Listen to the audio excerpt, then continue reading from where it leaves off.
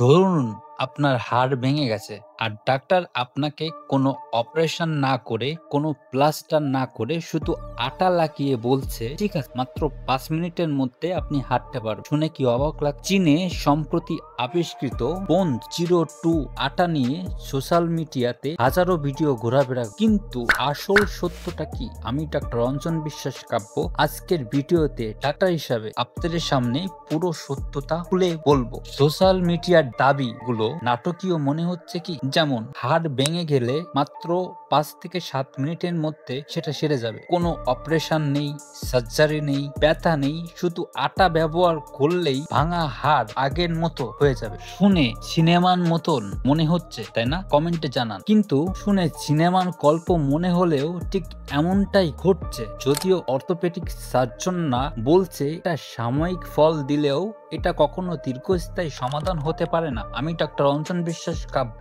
ঠিক একই মত পোষণ করছি। বোনস 02 আসলে কি?